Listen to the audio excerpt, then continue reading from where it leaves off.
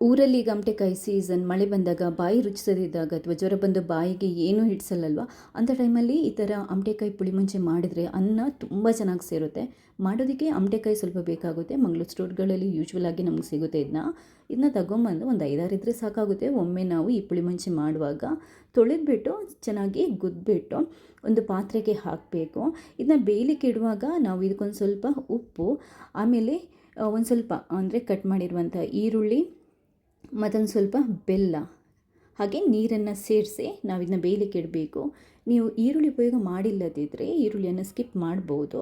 ಇದು ಬೇಯ್ತಾ ಇರುವಾಗ ಮಸಾಲೆಗೆ ರೆಡಿ ಮಾಡೋಣ. ಸ್ಟವ್ ಮೇಲೆ ಒಂದು ಬಾಣಲೆನ ಇಟ್ಬಿಟ್ಟು ಸ್ವಲ್ಪ ಎಣ್ಣೆನ ಹಾಕಿಬಿಟ್ಟು 1 ಅಥವಾ 2 ಚಮಚದಷ್ಟು ಕೊತ್ತಂಬರಿ ಬೀಜ, ಸ್ವಲ್ಪ ಜೀರಿಗೆ, 1 ಚಮಚದಷ್ಟು ಜೀರಿಗೆ, ಸ್ವಲ್ಪ ಕಾಳುಮೆಣಸು, ಹಾಗೆಯೇ ಸ್ವಲ್ಪ ಸಾಸಿವೆ, ಒಂದು 1/4 ಚಮಚದಷ್ಟು ಸಾಸಿವೆ, 1/4 ಚಮಚದಷ್ಟು ಮೆಂತೆ, ಒಂದು ಸ್ವಲ್ಪ ಕರಿಬೇವು, ಇದನ್ನ ಹಾಕ್ಕೊಂಡು ಚೆನ್ನಾಗಿ ಹುರಿದ್ಕೋಬೇಕು.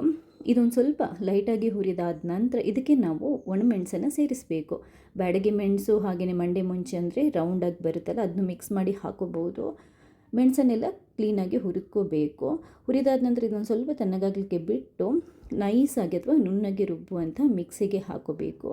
ರುಬ್ಬೋಕ್ಕಿಂತ ಮುಂಚೆ ಮತ್ತೊಂದು ಸ್ವಲ್ಪ ಹಸಿ ಈರುಳ್ಳಿನ ಸೇರಿಸ್ಕೋಬೋದು, 3-4 ಎಸಳು ಬೆಳ್ಳುಳ್ಳಿ, ಹಾಗೆಯೇ ಸ್ವಲ್ಪ ಅರಿಶಿನ ಪುಡಿ, ಹಾಗೆಯೇ ಒಂದು ಸ್ವಲ್ಪ ಇಂಗನ್ನು ಬೇಕಾದರೂ ಹಾಕೋಬೋದು. ಹಾಕ್ಕೊಂಡು ಸ್ವಲ್ಪ ನೀರನ್ನು ಹಾಕಿ ಇದನ್ನ ನುಣ್ಣಗೆ ರುಬ್ಬಿ ನೈಸಾಗಿ ಪೇಸ್ಟ್ ಮಾಡ್ಕೋಬೇಕು. ಯಾವಾಗಲೂ ಅಷ್ಟೇ ಪುಳಿಮುಂಚಿ ಮಾಡುವಾಗ ನಾವು ನೈಸಾಗಿ ಪೇಸ್ಟ್ ಮಾಡಿದರೆ ತುಂಬ ಚೆನ್ನಾಗಿ ಬರುತ್ತೆ. ಅಷ್ಟೊತ್ತಿಗೆ ಅಮಟೆಕಾಯಿ ಕೂಡ ಬೆಂದಿದೆ ನೋಡಿ. ಇದನ್ನ ಊರಲ್ಲಿ ಅಂಬಡೆ ಅಂತ ಹೇಳ್ತೀವಿ. ಅದಕ್ಕೆ ಈ ಮಸಾಲೆನ ಸೇರಿಸ್ಕೋಬೇಕು. ನೀರೇನಾದರೂ ನೀವು ಜಾಸ್ತಿ ಇಟ್ಟಿದ್ರೆ ಸ್ವಲ್ಪ ತೆಗೆದ್ಬಿಡಿ, ಆಮೇಲೆ ಬೇಕಾದರೂ ಮಿಕ್ಸ್ ಮಾಡಿಕೊಂಡು ಹದ ಮಾಡ್ಕೋಬೋದು. ನೀರು ಕಮ್ಮಿ ಇದ್ದರೆ ನಾವು ಒಂದು ಸ್ವಲ್ಪ ಮಸಾಲೆ ರುಬ್ಬಿದ ಮಿಕ್ಸಿಗೆ ಒಂದು ಸ್ವಲ್ಪ ನೀರನ್ನು ಹಾಕಿ ಅಂದರೆ ಮಿಕ್ಸ್ ಮಾಡ್ಕೊಂಡು ಇದಕ್ಕೆ ಹಾಕ್ಕೋಬೋದು. ಹಾಕ್ಕೊಂಡು ಅಂದಾಜು ಮಾಡಿಕೊಳ್ಳಿ, ತುಂಬ ತೆಳ್ಳಗೆ ಬೇಡ. ಸ್ವಲ್ಪ ಉಪ್ಪು ಮತ್ತು ಸ್ವಲ್ಪ ಸಕ್ಕರೆನ ಸೇರಿಸ್ತಾ ಇದ್ದೇನೆ. ರುಚಿ ನಿಮ್ಗೆ ಹೆಂಗೆ ಬೇಕೋ ನೋಡ್ಕೊಂಡು ಆ ಥರ ಅಡ್ಜಸ್ಟ್ ಮಾಡ್ಬೋದು. ಅಮಟೆಕಾಯಿ ಹುಳಿಯಾಗಿರೋದ್ರಿಂದ ಬೆಲ್ಲ ಸ್ವಲ್ಪ ಚೆನ್ನಾಗಿ ಸೇರುತ್ತೆ ಇದಕ್ಕೆ. ತುಂಬ ಸ್ವೀಟ್ ಇಷ್ಟ ಇಲ್ಲದಿದ್ದವರು ಬೆಲ್ಲನ ಸ್ವಲ್ಪ ಕಮ್ಮಿ ಹಾಕೋಬೋದು. ಆದರೆ ಬೆಲ್ಲ ಮತ್ತು ಖಾರ ಹಾಗೆಯೇ ಹುಣಸೆ ಹಣ್ಣಿನ ಹುಳಿ ಫ್ಲೇವರ್ ಇದೆಯಲ್ವ, ಎಷ್ಟು ಚೆನ್ನಾಗಿರುತ್ತೆ ಅಂತಂದರೆ ನೆನೆಸ್ಕೊಂಡ್ರೆ ಬಾಯಲ್ಲಿ ನೀರು ಬರುತ್ತೆ. ಚೆನ್ನಾಗಿ ಕುದಿಸ್ಕೊಂಡು ಇದಕ್ಕೆ ನಾವು ಒಗ್ಗರಣೆ ಹಾಕೋಬೇಕು.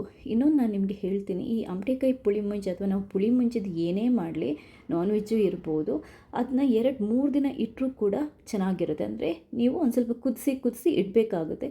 ಇದನ್ನ ಕುದಿಸಿದಷ್ಟು ಇದೆಯಲ್ವ, ಇದರ ರುಚಿ ಜಾಸ್ತಿ ಆಗುತ್ತೆ ಅಂತ ಹೇಳ್ತಾರೆ.